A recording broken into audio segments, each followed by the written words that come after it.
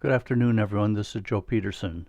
This is the second part of my discussion on the Sworn Book of Honorius, a very influential medieval magic text. This is from a presentation I gave at Leaping Laughter Lodge in June of 2016. I'm re-recording the audio, which was hard to follow, so unfortunately the comments and questions from the participants were lost, but please feel free to post comments and questions below. In part 1, I had covered the history and background of this text. Today, I'd like to get into the theory behind this magic and the techniques involved. The first point is that there are unseen influences around us, and it's crucial for the magician to be aware of these influences and try to recognize them. And sometimes they're actually indirectly visible. You just have to learn how to see them. The winds being one example. One way is looking for signs and trying to understand their deeper significance. Honorius especially emphasizes the winds and weather. Certain winds were seen as the cause of suffering, victory, etc. Note, the winds had much greater dominance in daily life in medieval Greece and Italy than they do in modern Minnesota, for instance. But this practice of looking for wind signs is more common than you might think. Abraham Lincoln collected a list of weather signs and superstitions that were familiar to the people with whom he came in contact in his youth. In the ancient world, Aristotle collected wind signs in his book Meteorology, which also appeared in a Hebrew version as the Book of Signs, or Sefer HaTot. An example in Aristotle illustrates how thwarting winds can control other winds. Apparatus, Thraskias, and Argestes are the winds that fall on others most and stop them. Their source is so close to us that they are greater and stronger than other winds. They bring fair weather most of all winds for the same reason, for, blowing as they do from close at hand, they overpower the other winds and stop them. Another key concept, of course, is the idea that there are some kind of intelligences behind these influences. Honorius divides these into 4 categories: celestial or higher angels, which serve God directly and should not be invoked; planetary or lower angels; aerial spirits or daemons; and terrestrial spirits. How to control them will be covered shortly. Another key element in the theory is the idea of a mystical conjunction with God by magical means. If you can achieve that, then the angels and spirits will be at your beck and call to do anything for you. In Jewish esoteric teachings, this is referred to as devakut, and according to Honorius, it is fundamental to making this magic work. It may not be specific to Judaism as much as it's specific to late antiquity. After performing the rituals to arouse the spirits, they will appear or otherwise make their presence known by various signs. For example, for spirits associated with the planet Mercury, the sign of their presence is that they will make the invocant's hair stand on end. One classic example of recognizing unseen spirits comes from the life of Apollonius of Tyana. He was giving a lecture on libations in Athens once, and a youth started to become disruptive. Apollonius recognized a demonic possession by the expression on the person's face and said, "It's not you that's committing this outrage, but the demon that controls you without your knowledge." Apollonius gazed at him and addressed him sternly, ordering him to leave the boy but give a visible sign to the audience that he had done so. The demon did this by causing a nearby statue to topple over. One of my favorite quotes from Arbatel states, quote, "The magus can observe when his thoughts come from a separate entity manipulating him, and will proceed to test which type of entity this might be," end quote. This might equally be applied to demons or to constant manipulation we face from media outlets and politicians, whose power hinges on keeping us in a constant state of agitation and outrage. An incident in the apocryphal Acts of Peter is strikingly close to the Apollonius incident. In fact, it was probably repurposed more or less directly from Philostratus' Life of Apollonius. This image is from Coniuratio Malignorum Spirituum, Venice, about 1495. Next, I'd like to talk about the aims sought. The primary goals are basically redemptive: knowledge of God, absolution of sins, and immunization against further errors, and knowledge of the heavens, hell, and purgatory. Then, using that knowledge to pay it forward by liberating 3 souls from purgatory, a common theme of medieval Christianity. In addition, Honorius lists the many powers the spirits can exercise. This is somewhat of a generic catalog, like the Liber Officiorum Spirituum or Book of the Offices of the Spirits, not necessarily what magicians of the time wanted to do, but often a possible explanation of why things are messed up, or what opponents were doing, and which spirits need to be controlled. Looking at the various practices or techniques employed, the first is prayer. Some are very conventional, such as the Lord's Prayer, Hail Mary, and the Creeds, and others from the Roman ritual, often adapted.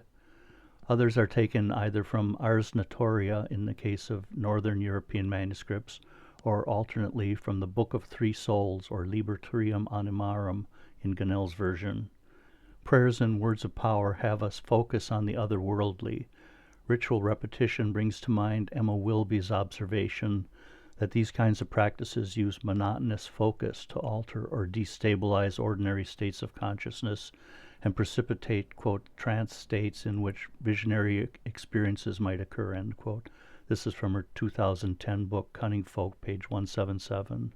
Colin Wilson says something similar in his book, The Philosopher's Stone. Next, the blessing and aid of God are sought, as well as from the saints. Honorius's method also employs the help of a sympathetic priest. He also employs a fair amount of ritual apparatus. The first is the seal of God, Sigillum Dei, which should be held in a gloved hand.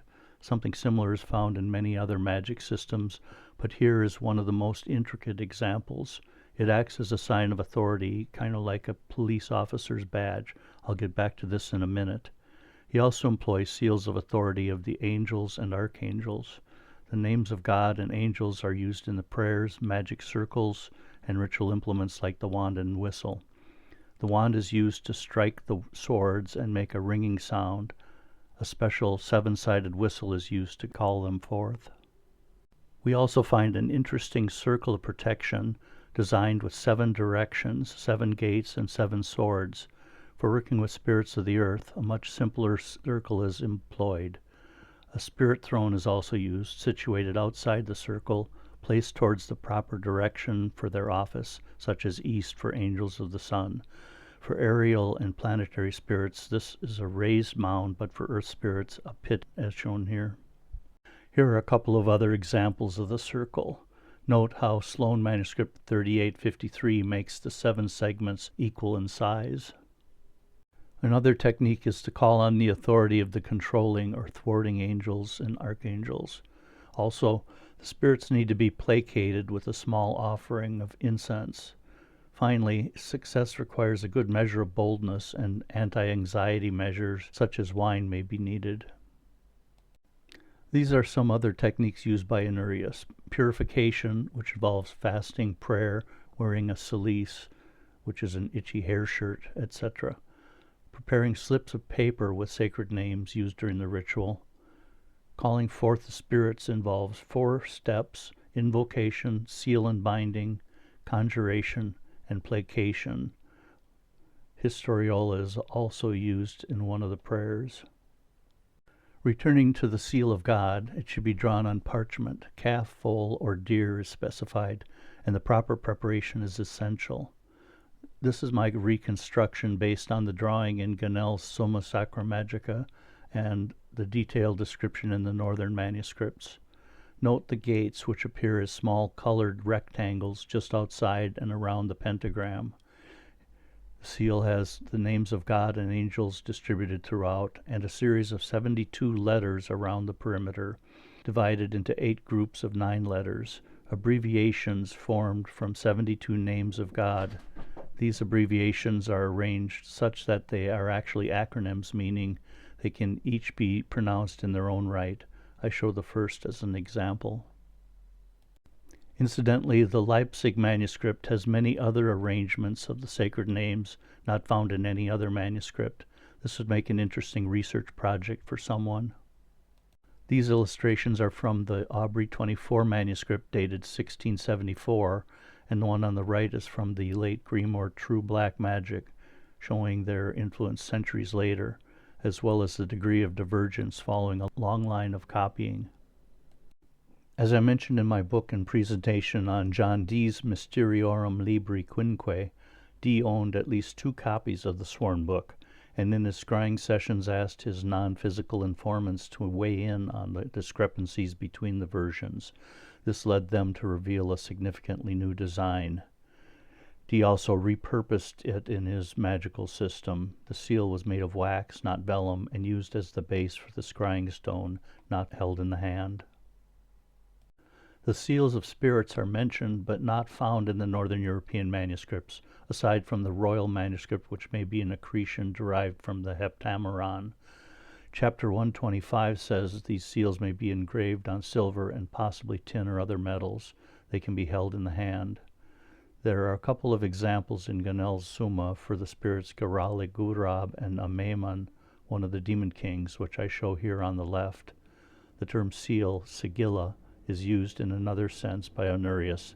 He also uses it to designate specific texts to recite to bind the spirits. Here are some other ritual implements: candles, censer, incense, and charcoal, garments of clean white hemp. For the divine vision, the garment should be black, gloves, a small knife for drawing the circle. I already mentioned the cedulae or schedulae, or slips of paper. Other garments are a cilice and stola, still available from a number of church suppliers. Still more implements include stools to sit on for comfort, the 7 swords, one for each planet, a tile with the petition written on it, a wand or staff of hazel or laurel, the length of the master's arm extended, a whistle, and some wine for courage. Placating the spirits also involves the recitation of a text beginning Genealogia Chide, ministers of the Tartarian seat of Primachia. Analogues are found in the Lucidarium Artis Nigromanticae, or Elucidation of Necromancy, Heptameron, and the Byzantine Exorcism Manual published by Louis Delate. The spirits of the earth require recitation of their own seal or sigillum.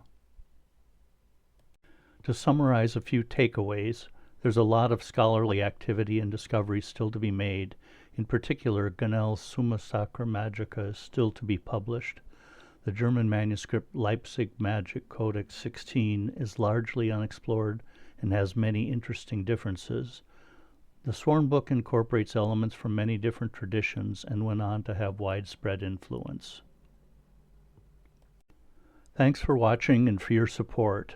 There's a lot of free content on esotericarchives.com website, including my edition of the royal manuscript of the Sworn Book, also Liber Trium Animarum, and various versions of the Clavicula Solomonis, or Key of Solomon, and other magic texts.